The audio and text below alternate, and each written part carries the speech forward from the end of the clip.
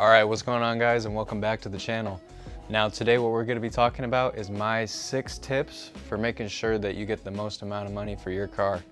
Now I did want to cover all the bases of the buying and selling process, and it was pretty tough to make sure that I was able to get all the tips that I thought were going to help you the most with selling your vehicle. But we were able to get it down to 6, so let's get into it. So number 6 is going to be cleaning your vehicle. Now, I can't tell you how many times I've seen people just throw something up on Craigslist and it looks like they haven't washed it in the past 6 months. Now, if I was a buyer and I saw somebody that didn't want to take care of their car even when they were selling it, that is an immediate sign that the car has either been neglected or the owner has been careless and not keeping up with the maintenance of the car. And that might not be true for everybody, you know. There's definitely going to be instances where the car is well maintained and things of that sort, but if the car is dirty, I would just immediately write it off as a suspicious vehicle. Now for number 5, what did I even write for number 5? I don't even remember what I wrote for number 5. Somebody tell me, man. Where's my assistant? Number 5, and this one kind of grinds my gears, so I apologize if I kind of fly off the handle with this, but being honest with your buyers. I can't tell you how many people are always trying to sweep things under the rug because they know they have a piece of junk and they're just trying to pawn it off on somebody else.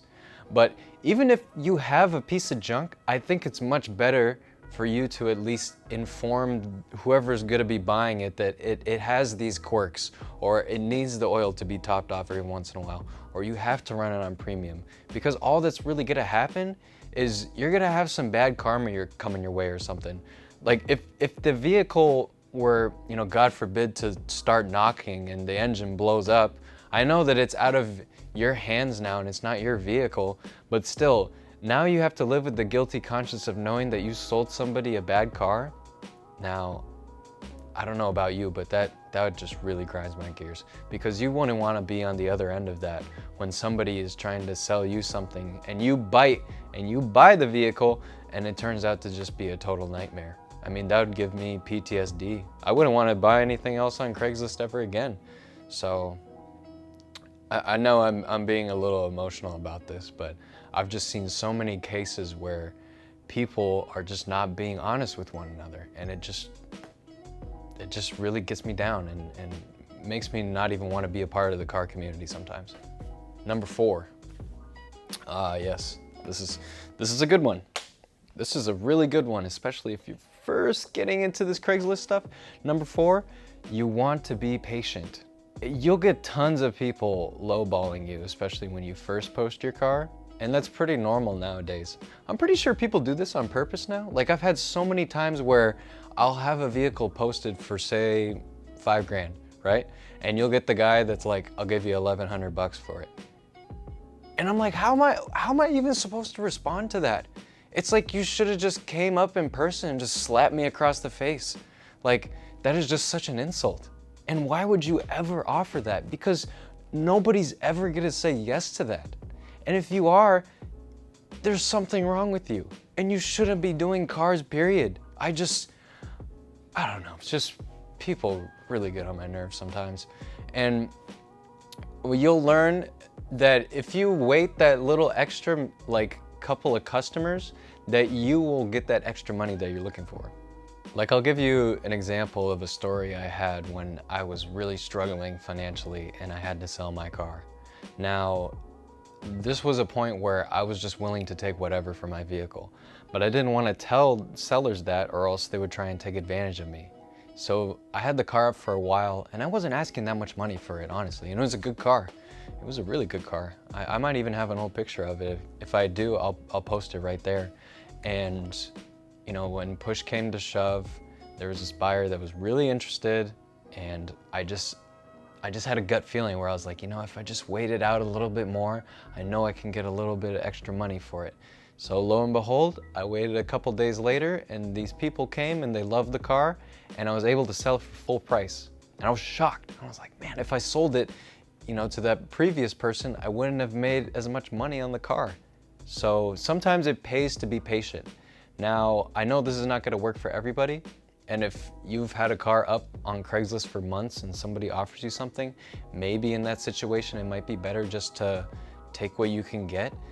But if you know you have something that's nice and is, know the value of the vehicle, sometimes it pays to be patient. All right, this one's number 3. And this one kind of cracks me up because you see some people, it looks like they've never seen or used a camera before, but take good and clear photos of your vehicle. I'm not saying go out and be a professional photographer, but there's some really cringy photos out there on Craigslist. And if you see some like suspicious photos where they're only taking like one angle of the car like 10 times, or it's just the interior or one quarter panel, that's a very bad sign. I'm willing to bet if you were to go and look at the car, it's either been like in a horrible accident, there's something like terribly wrong with it, maybe it's been stolen or vandalized, but usually the seller will be trying to hide something. And if you have a good and honest vehicle, no matter what the condition, you should be, showcasing what the vehicle is. You should be proud to take photos of it and show that it's a good vehicle instead of trying to hide everything through your really shitty photos. Number 2, have the right paperwork. You don't want to go through the whole entire selling process and you have somebody lined up ready to go with cash in their hand and they want to buy the car and you don't have the proper paperwork or the bill of sale. Now, if you don't know where to get a bill of sale or how to make one, just go to your local licensing agency or even the DOL and they should be able to help you out. Any questions that you have, you can just give them a call and they're 9 times out of 10, they're always super friendly and they're more than willing to help. And the number one thing, when you are selling your vehicle on Craigslist, only do cash. You don't want to do check. What if the check bounces and they have your car and they drove off? Or they're going to tell you they're going to wire the money. I don't even know what wiring the money means. The only thing I speak is cash. And you should have that same mentality too. If they're honest about giving you money for the vehicle, it shouldn't be a problem to go out and get cash. But if they're only saying, oh, I can only do a cashier's check. Can you do a cashier's check? No, I can't do that.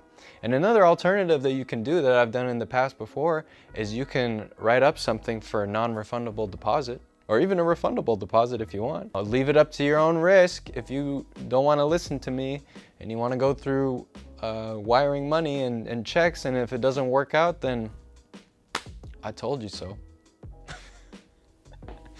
I'm just messing around. I hope this video helped you guys out, and yeah, I think I'm gonna end the video here. So thanks for watching, and I'll see you guys in the next one.